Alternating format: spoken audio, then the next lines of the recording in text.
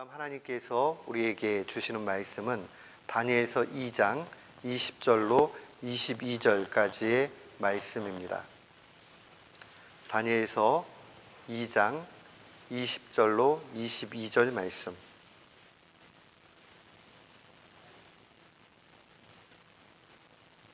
우리 20절, 22절까지 같은 마음으로 함께 봉독합니다.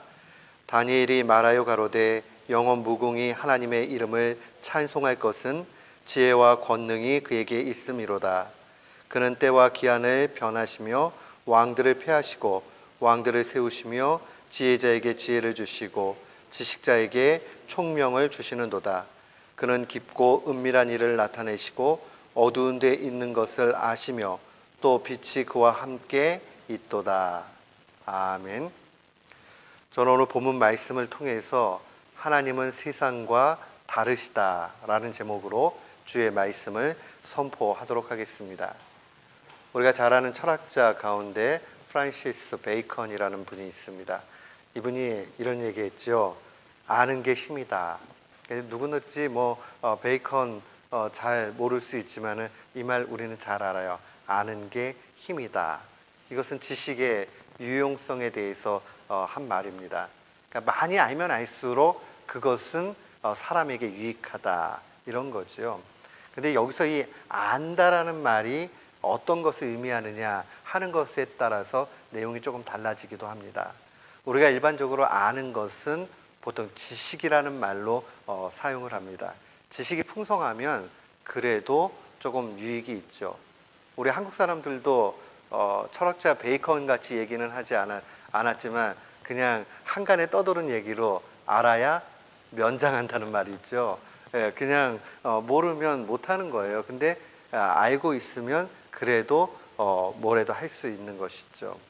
그래서 우리가 이 안다라는 것은 신앙에 있어서도 굉장히 중요합니다.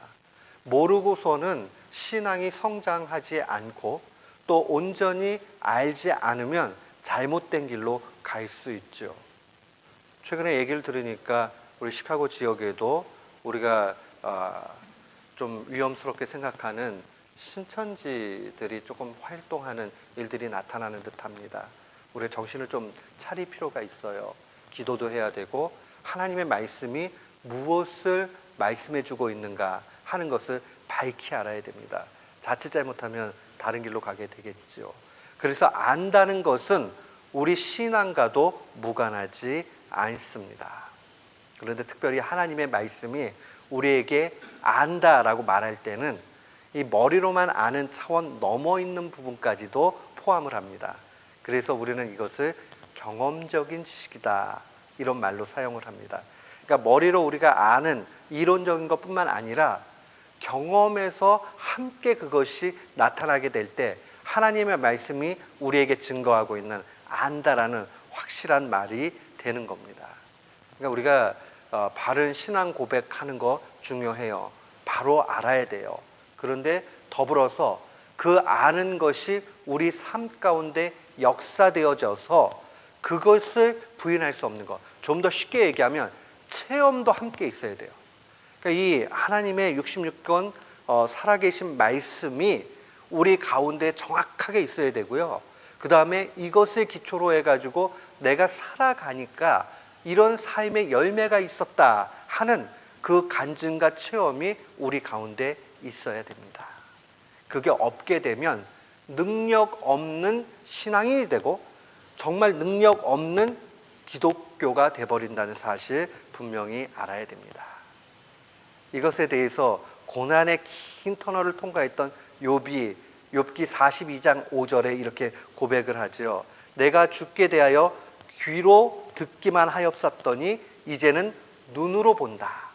귀로 듣는 것은 간접 체험이지요. 이론적으로 그냥 아는 거예요. 근데 눈으로 보는 거는 확실하게 해서 내가 체험한 거지요. 그러니까 이 두 가지가 함께 가야 되죠. 어쩌면 하나님께서 우리에게 고난도 주시고 어려움을 주시는 그 목적 중에 하나는 하나님을 온전히 알게 하기 위해서 주시는 게 분명히 있다는 것 기억을 해야 됩니다. 이론적인 신앙의 고백들 바로 알아야 돼요. 건전한 신학이 우리 가운데 있어야 돼요. 동시에 이 건전한 신학은 우리의 삶을 변화시켜야 됩니다. 우리의 삶 속에 아주 다양하게 힘있게 역사가 돼야 됩니다. 그 체험이 있게 될 때 우리는 그래, 과연 하나님의 말씀은 진리고 나를 바꾼다 하는 그 모습이 되겠죠. 이렇게 될 때 우리는 온전히 아는 것이 됩니다. 그래서 신앙의 차원에서 안다는 것은 두 단계를 거쳐갑니다. 오늘 본문 말씀을 보면 이 두 단계가 확연하게 드러나요. 우리가 어떻게 힘있는 신앙인으로 살게 되느냐 하는 것이 다니엘의 고백 가운데 있다는 것을 기억했으면 좋겠습니다. 첫 번째로 우리가 하나님을 바로 안다라고 했을 때 첫 번째 단계는 바로 하나님을 깨달아 고백하는 겁니다. 그러니까 진리를 깨달아서 하나님이 이런 분이다 하는 것을 알아야 돼요. 조금 신학적으로 이걸 얘기할 때는 하나님의 속성을 안다 이런 말을 해요. 그러면 좀 쉬운 말로 얘기하면 이런 거예요. 하나님은 어떤 분이지? 라고 그렇게 고백할 수 있는 거죠. 하나님이 어떤 분인가? 성경에는 하나님에 대해서 여러 가지로 표현이 돼 있어요. 하나님은 거룩한 분이다. 하나님은 사랑이시다. 하나님은 빛이시다. 하나님에 대해서 여러 가지가 나타나죠. 근데 이거 아는데 이것이 과연 내 삶 속에 나는 어떻게 고백할 수 있는가 하는 것은 우리의 책임이 있어요. 그래서 하나님의 속성에 대해서 우리가 더 깊이 알고자 한다면 자꾸 자기 말로 바꿔가야 됩니다. 하나님은 내게 어떤 분이다 하고 딱 얘기할 수 있어야 돼요. 그렇게 될 때에 풍성한 삶의 길로 갈 수 있습니다. 오늘 본문 20절 말씀 한번 볼까요? 20절에 보니까 다니엘이 말을 가로되 영원 무궁이 하나님의 이름을 찬송할 것은 지혜와 권능이 그에게 있음이로다 라고 얘기합니다. 지혜와 권능이 그에게 있다.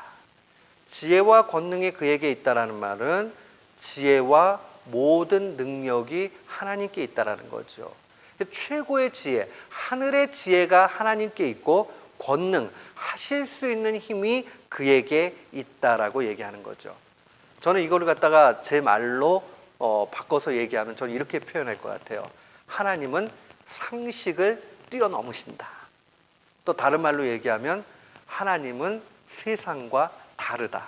오늘 본문 말씀과 같이요. 제가 설교 제목과 같이 하나님은 세상과 다르다. 이 세상과 다르다 하는 이 말을 조금 어려운 말로 바꾸면 그게 거룩이라는 말이에요. 우리가 동양적인 관점에서 거룩의 개념을 접근하지 말고요. 성경이 우리에게 알려주는 거룩은요. 하나님은 세상과 구별되셨다. 세상과 다르다. 차원이 다르다. 하나님의 방식은 독특하다. 하는 이런 내용들을 다 포함하는 거거든요. 그래서 저는 하나님의 거룩이라는 것을 묵상할 때마다 하나님은 상식을 초월하시지. 하나님은 인간의 생각과 다르시지. 하나님은 세상과 완전히 다르지. 라고 늘 그렇게 고백을 합니다. 거룩 그러면 어렵잖아요. 그러나 하나님은 세상과 다르다 하면 훨씬 더 가까이 오게 됩니다. 또한 권능이 그에게 있다라는 말을 오늘은 조금 어려운 말로 하나님은 모든 것을 아시고 모든 것을 하실 수 있다 하는 의미에서 전지전능하시다라고 그렇게 사용을 하죠. 근데 이 전지전능하시다 하는 말도 우리가 그냥 쉽게 어떻게 표현할 수 있겠습니까? 하나님은 모든 것 하신다. 하나님이 원하시면 분명히 하신다라고 그렇게 고백을 합니다. 근데 문제는 여기까지는 참 좋아요. 자기 신앙 고백까지는. 근데 우리의 신앙의 현장으로 현실로 들어오게 되면 문제가 발생을 하죠. 하나님의 전지전능하신 맞아. 하나님은 모든 걸 하실 수 있어. 말씀으로 천지를 만드셨지.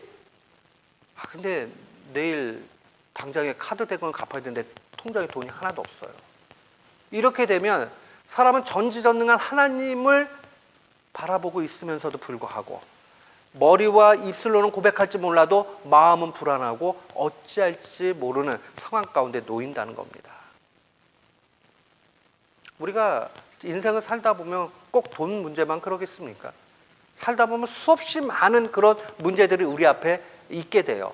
그런 가운데서 좌절도 맛보게 되고 그러죠. 그러면 하나님의 전지전능이라는 그 신앙의 고백이 내 삶과 무슨 관계가 있지라는 생각을 하게 됩니다.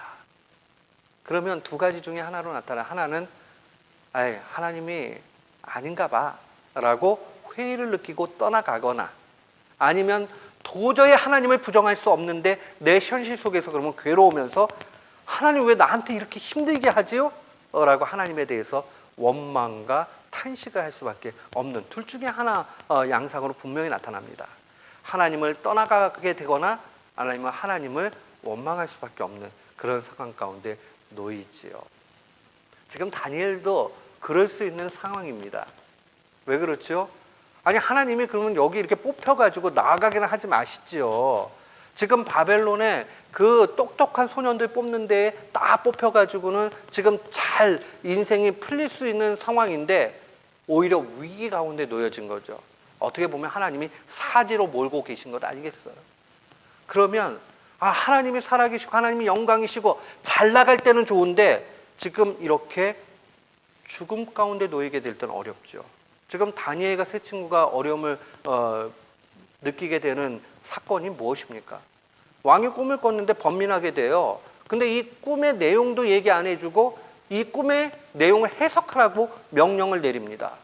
그러니까 너무너무 힘든 상황이죠. 그러나 다니엘이 분명히 이 가운데서 자기 신앙 고백을 합니다. 하나님은 모든 것을 아시고 하늘의 지혜를 가지고 계시고 하나님은 무엇이든지 하실 수 있는 분입니다 라고 고백을 합니다. 그리고 나서 그의 상황들을 보게 되면 그가 얼마나 신앙 가운데 체험적인 결실들을 맺고 있는가 하는 걸 보게 됩니다. 그래서 신앙의 두 번째 단계로 넘어가면 고백된 하나님이 나의 삶 속에 실제적으로 역사되어야 합니다. 그 고백으로 끝나면 안 되고요. 내 삶 속에 실제로 역사돼야 됩니다. 우리도 똑같아요. 하나님 전지전능하십니다 라고 하면 내 삶 가운데 전지전능한 하나님이 간증되어야 되고 체험되어야 되고 실제로 있어야 돼요. 근데 만약에요, 우리는 머리로 입술로 고백을 했는데 내 삶에는 하나도 안 나타나는 것 같아요. 그럼 어떤 마음이 들까요? 진짜 하나님이 그런가 아닌가? 그런 생각이 들기도 하고, 저 친구 보니까 저 친구는 분명히 그 삶 속에 그 있거든요. 그 부러움이 생기죠. 그러면 또 하나님한테 화가 날 수밖에 없는 그런 상황에 놓이게 됩니다. 그럼 우리가 어떻게 이 상황들을 경험하고 가야 되느냐?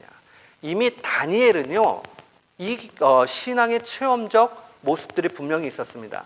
우리가 다니엘서 1장을 살펴봤지만 다니엘서 1장 15절 말씀에 보면 열흘 후에 그들의 얼굴이 더욱 아름답고 살이 더욱 윤택하여 왕의 음식을 먹은 다른 소년들보다 더 좋아 보였다라고 기록을 합니다. 이제 왕궁의 아주 엘리트로 뽑히게 된 이 다니엘과 세 친구가 왕의 진미를 먹어야 되지요. 그리고 거기서 잘 대우를 받아가지고 아주 학자로 자라나야 되는 상황이에요. 그런데 그 음식이 신앙에 꺼리켰던 다니엘은 먹을 수가 없었어요. 그러니까 이걸 어떻게 하지라고 했을 때 목숨을 걸고 결단을 내리죠. 그는 뜻을 정해가지고 왕의 진미 안 먹겠다라고 하면서 이 환관장에게 구하지요. 열을 테스트해봐라. 그리고 나서 채식만 먹어서 얼굴이 더 좋다면 내가 왕의 진미 먹지 않도록 그렇게 해달라. 근데 하나님께서 거기에 개입을 하셔가지고 진짜 다니엘과 세 친구의 이 얼굴빛이 훨씬 윤택하도록 그렇게 만들어 주셨죠. 그는 전지전능한 하나님을 고백할 뿐만 아니라 그의 삶 가운데 이런 체험의 신앙이 분명히 있었습니다. 그런데 이 체험의 신앙의 열매까지 가는 데에는 반드시 중간에 인간이 해야 되는 책임이 있다는 사실을 기억해야 됩니다. 체험의 신앙까지 가는 그 방법론, 그 구체적인 신앙의 모습이 있습니다. 오늘 앞선 이 왕의 진미를 먹고 먹지 않는 이 문제 속에서 이겼던 다니엘의 모습은 1장 8절에 해답이 있어요. 1장 8절 말씀에 보면 다니엘이 뜻을 정했다라고 얘기를 합니다. 그 뜻은 무엇이죠? 왕의 진미 먹지 않겠다는 뜻을 정하는 거죠. 그리고 뜻만 정하고 끝난 거 아니에요.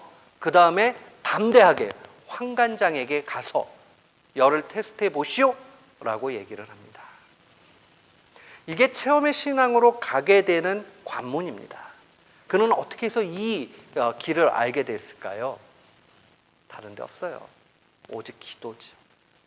그런 시간을 정해놓고 기도했고 하나님과 대면했고 하나님과 가까웠습니다. 그런 가운데서 그는 분명히 뜻을 정하죠.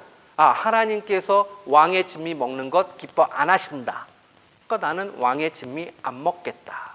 근데 그 다음에 이 상황들을 어떻게 해야 되지? 라고 했을 때에 하나님이 그에게 또 지혜를 주셨겠지요. 환관장에게 담대히 가서 열을 테스트를 하라고 이야기합니다. 우리가 상식선에서 생각할 때 열을 테스트 해봤자 왕의 진미 먹지 않는 채식의 얼굴 가지고 더 좋을 일은 거의 기대할 수 없습니다.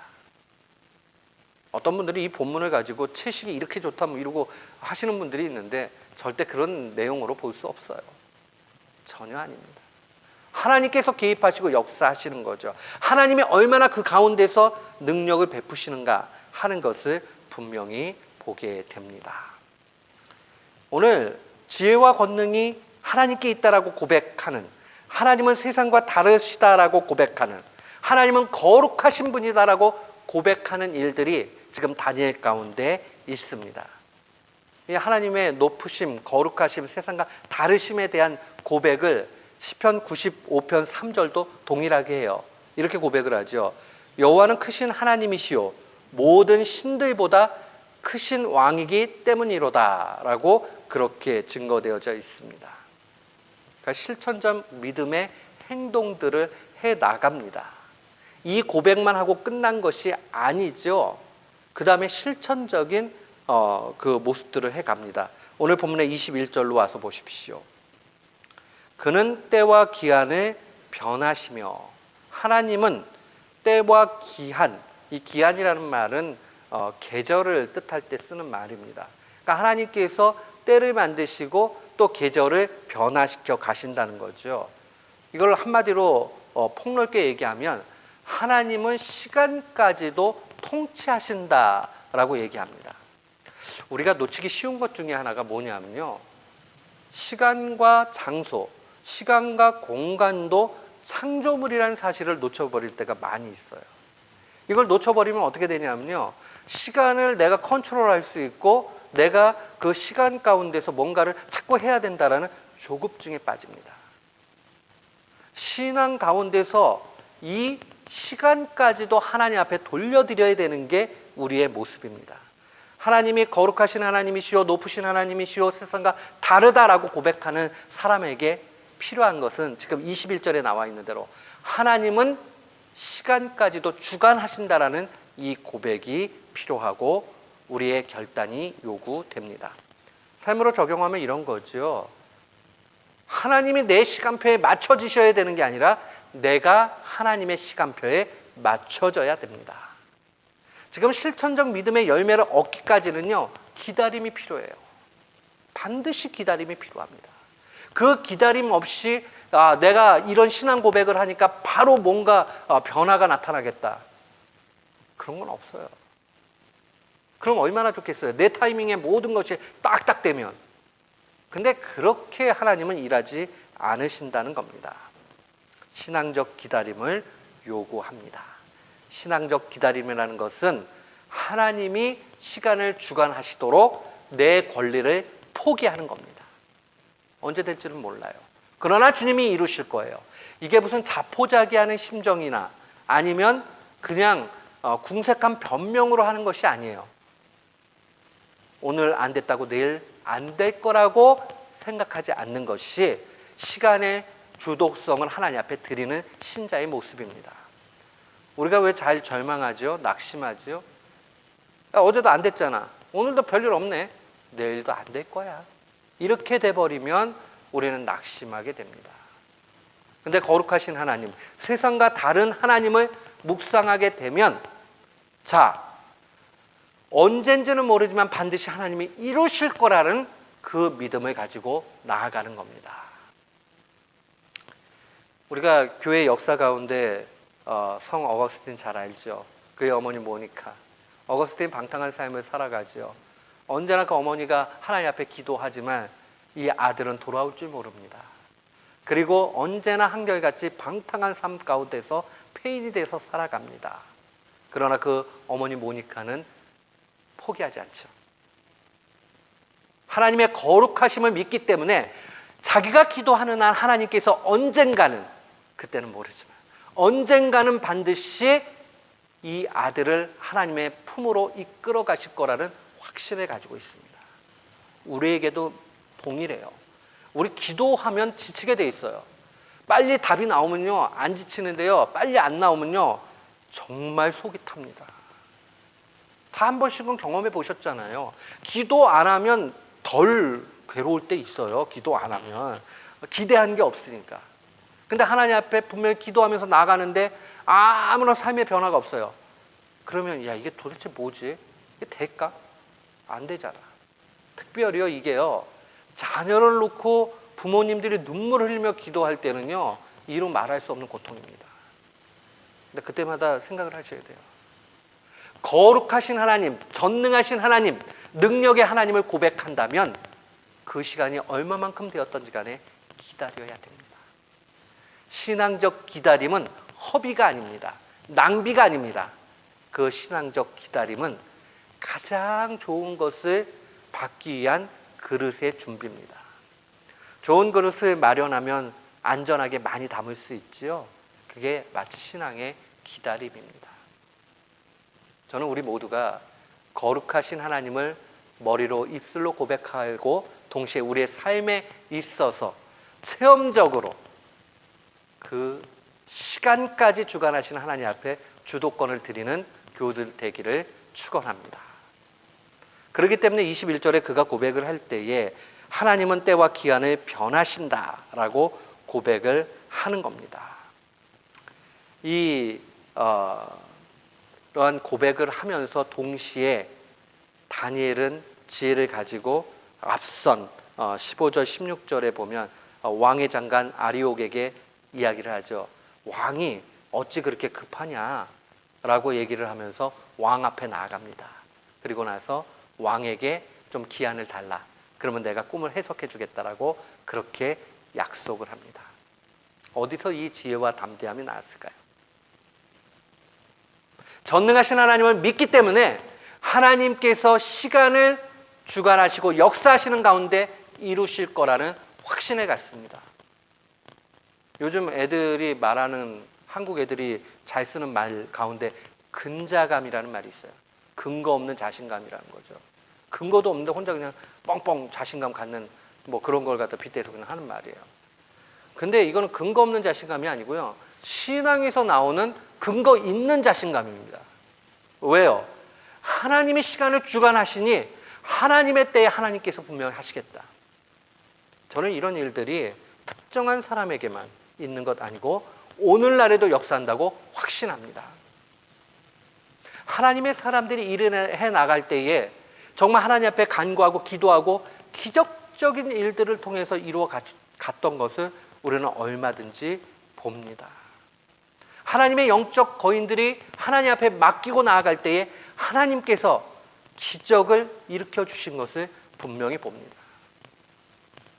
우리가 성경 속에 정말 오병이어의 기적, 그것을 믿는다면 보리떡 5개, 물고기 2마리로 5,000명 먹이고 7,000명 먹이고 하는 그 사건들을 갖다가 정말로 믿는다면 오늘날 우리에게 필요한 대로 하나님이 그렇게 역사해 주실 줄을 확신합니다. 이 믿음이 중요해요. 기다리고 나아가야 됩니다.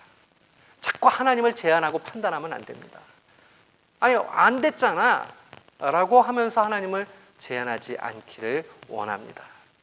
하나님은 하나님의 때까지 기다리십니다. 그리고 우리에게 그 시간표에 맞추라고 명령하십니다. 단순히 시간 벌기 위해서 다니엘이 이 왕 앞에 나가가지고 딜을 하는 것이 아닙니다. 하나님의 능력에 대한 전적인 신뢰입니다. 거룩하심을 고백하기 때문에 그는 실천하는 겁니다. 하나님이 세상과 다른 거룩하신 분이기 때문에 시간도 주관하신다. 그러니 나는 시간을 하나님 앞에 맡기고 기다리겠다라고 하는 겁니다. 만약에 하나님께서 그에게 즉각적으로 개입하셔서 지금 이때라 라고 얘기하면 그는 술술술술 꿈을 해석하고 얘기했을 것입니다. 그러나 하나님이 지금은 아니야 라고 하셨겠지요. 그러니까 기도하면서 기다리겠다는 거죠. 그러다가 안 되면요, 걱정할 것 없어요. 안 돼도 하나님 뜻이면 그것으로 족한 겁니다. 우리는 이 땅 살아가면서요, 하나님이 주신 십자가만큼만 지면 됩니다. 자기가 십자가를 만들어가지고 질 이유가 전혀 없습니다.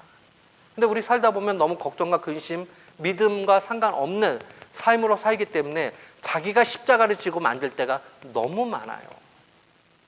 지금 다니엘과 세 친구에게 놓여진 십자가는 믿음의 결단 가운데 하나님이 거룩하시다. 그러니 시간까지도 주관하신다. 이것을 삶으로 보여주는 것까지가 자기의 의무입니다. 그게 끝나고 나면요, 꿈을 해석하고 하는 것은 하나님 손에 달려있는 것이죠. 하나님은 우리에게 정말 피할 수 있는 능력까지도 허락해 주시는 분입니다. 결국 이 다니엘과 세 친구는 그 시간들 속에서 뭐하고 있을까요? 앞선 17절과 18절 말씀에 보면 이렇게 고백하죠. 자기 다니엘과 동무들이 바벨론의 다른 박사와 함께 죽음을 당치 않게 하시기를 그들로 구하게 하니라. 다니엘이 세 친구한테 가가지고 우리 합심기도하자라고 얘기하는 겁니다. 시간과 모든 결과 하나님 앞에 맡기고 필요한 건 뭐예요? 그저 믿음 가운데서 기도하는 거예요. 이걸 가지고 기도만 하면 다냐 이렇게 얘기할 수 있겠어요? 아니죠. 하나님이 주시는 그 일들, 행해야 될 것들을 다 행하고 또 기도하고 하나님 앞에 전적으로 맡기는 겁니다. 우리도 이 일 가운데서 정말 마음에 큰 위로가 있어야 됩니다. 사랑하는 성도 여러분, 하나님 거룩하시죠? 하나님은 세상과 달라요. 정말 그 사실을 우리가 믿고 하나님 모든 거 다 하실 수 있죠. 하나님 전지전능하시죠. 그렇다면 입술로만 고백하는 것이 아니라 우리의 삶 가운데서 시간까지도 하나님이 주관하신다라고 하나님 앞에 드려야 됩니다. 그리고 우리는 묵묵히 그 가운데 기다리며 기도하는 겁니다. 그러면 두 번째 단계인 이 실천적 믿음이 우리 가운데 오게 됩니다. 우리의 간증의 내용들이 다시금 하나님이 개입하시면서 열매로 주십니다. 아, 나 그때 기도하고 기다리고 하나님 앞에 맡기니까 하나님이 다 주셨는데? 라고 고백하게 되는 거죠. 우리는 생생한 하나님의 역사의 증인이 돼야 됩니다. 그러니까 어려움을 만나면요, 그것에 대해서 하나님을 증거할 시간이 되었구나. 하나님이 나를 통해서 하나님의 거룩하심, 능력 또한 보여주시는구나. 그리고 가야 되는 거예요. 사랑하는 성도 여러분, 인간적인 조급증은 하나님을 불신하는 것과 연결되어져 있습니다. 지금 다니엘과 세 친구의 이 믿음의 행동들은요, 하나님을 전적으로 신뢰하기 때문에 하나님은 거룩하시고 세상과 다르다라는 고백 가운데서 나올 수 있는 모습입니다. 그러지 않으면 결국 불신앙으로 갑니다. 대표적인 사건이 출애굽기 32장에 나와요. 금송아지 사건입니다. 출애굽기 32장 1절은 이렇게 시작을 합니다. 백성이 모세가 산에서 내려옴이 더딤을 보고 모여 아론에게 이르러 가로되 일어나라, 우리를 인도할 신을 우리를 위하여 만들라라고 얘기합니다. 아론 포함해서 모든 백성들이 지금 조급증에 빠져 있는 거예요. 지금 시내산에 올라가가지고 하나님 만나러 갔던 지도자 모세, 내려와가지고 뭘 해줘야 되는데 올라간 지 한참이 됐는데 내려올 생각이 없고 기미도 안 보여요. 조급증이 생기는 거죠. 그러고 나니까 조급증 속에서 나오는 게 뭐예요? 불신앙이죠. 그 불신앙은 뭐예요? 금송아지 만들자 하는 걸로 가는 거예요. 불안하니까요. 우리가 하나님을 전적으로 신뢰하면서 시간까지 드릴 수 있어야 됩니다. 그러지 않으면 조급증에서 우리 자꾸 고통스럽게 살아갈 수밖에 없습니다. 꼭 기억을 하세요. 지금 안 됐다고 내일 안 되는 것 아닙니다. 하나님의 때가 되면 반드시 됩니다. 그냥 그 믿음 가운데 가는 거예요. 아, 나는 왜 이렇게 불행하지? 그렇게 생각하지 마세요. 내 인생의 긴 여정 가운데서 지금까지 조금 불행한 듯 보였어도 내일은 안 불행합니다. 이 사실을 깨닫게 되면 어쩌면 지금 이 순간도 불행같이 보일진 몰라도 불행으로 여기지 않게 됩니다. 신앙은 철저한 하나님에 대한 신뢰는 우리에게 신앙적 기다림을 요구합니다. 그 신앙적 기다림은 아름다움이 있습니다. 신앙적으로 자꾸 기다려 보세요. 인생 가운데 아름다움이 있게 됩니다. 베드로 후서는 특별히 종말에 사람들을 위로하면서 밖에 중에 있는 사람들을 또 위로하면서 쓰여진 사도의 글입니다. 하나님이 감동시켜 주셨지요. 베드로 사도는 베드로 후서 3장 8절에 이렇게 기록하고 있어요. 사랑하는 자들아, 주께는 하루가 천년 같고 천년이 하루 같다는 이 한 가지를 잊지 말라. 천년이 하루 같고 하루가 천년 같다. 이걸 또 부정적으로 해석하시면 안 돼요. 이거 빨리 안 일어나는데 그러면은 하나님은 갖다가 하루가 천년같이 여기시는 분이고 천년을 하루같이 여기시니까 야, 이건 뭐 얼마 안 남은 게 아니라 엄청 긴 거 아니야? 이렇게 생각하지 말라는 거죠. 오히려 12절 말씀에 보면 이렇게 기록이 되어 있습니다. 하나님의 나라에 임하기를 바라보고 간절히 사모하라. 간절히 사모하라. 이 말이 중요해요. 하나님이 반드시 주신다. 하나님이 이루어 주신다. 하나님이 일해 주신다. 하나님이 약속을 지키신다. 그거 기대하면서 매일 간절히 그렇게 갈망하면서 살아가는 겁니다. 어쩌면 우리의 이 갈망이 모여지는 것, 그 나중에 한참 지나고 나서 보게 되면 그게 마치 꽃망울이 하나씩 피어드시듯이 다는 사실을 보게 됩니다. 누가 그러더라고요. 고난이 어느새 별이 된다. 참 예쁜 말이죠. 그런 거예요. 우리가 자꾸 기다리는 그 시간들을 잘 보내게 되면 언젠가 그것은 열매로 나타납니다. 사랑하는 성도 여러분, 하나님의 전능하심을 도저히 부정할 수는 없는데 내 삶 가운데서 그 전능하신 하나님이 침묵하고 계시는 것 같이 느껴져서 고통스러운 분들 계십니까? 낙심하지 마세요. 그 시간까지도 하나님 앞에 드리십시오. 지나고 나면 고백할 때에 야, 하나님이 이렇게 정확한 시간에 정확한 방법으로 주셨구나. 특별히 자녀를 놓고 간구하고 기도할 때 낙심하지 마세요. 그보다 더 아름다운 기도는 없어요. 더 간절한 그 기도는 없습니다. 그래도 세상 사람들이 좀 하는 사랑 중에요, 진실하고 가장 값진 사랑 얘기하라면 그래도 부모가 자녀 사랑하는 사랑 아닐까.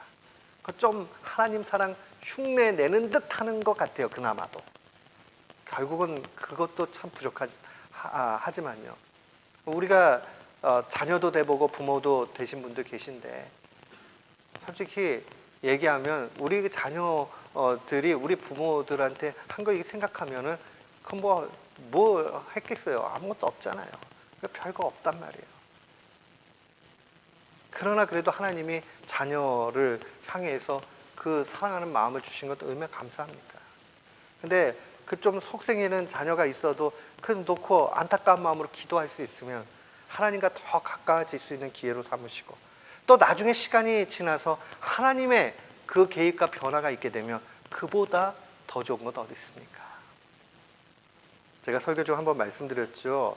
지금은 하나님의 품에 안기신 세문안교회 담임하셨던 김동인 목사님이라는 분이 저 고등학교 때 신앙수련회 인도하시는데 아들이 대학을 계속 떨어졌는데 그래도 감사하다고, 그래도 내 새끼 떨어지는 게 낫지 남의 자식 떨어지는 게 그래도, 근데 그분 진짜 진심으로 하신 말씀이거든요. 그게 사랑이 아닐까? 그게 아니라 그 젊은 이들, 어린 학생들의 그 마음을 같이 보면서 그래도 목사 아이가 어려움 당하는 게 낫지라고 하는 그 사랑의 깊이가 있는 거죠. 저는 우리 안에 이런 모습들이 풍성이 있으면서 하나님의 때와 하나님의 일들이 크게 나타나기를 축원합니다. 거룩하신 하나님이 우리의 삶 한 분 한 분의 삶 가운데 증거되기를 원합니다.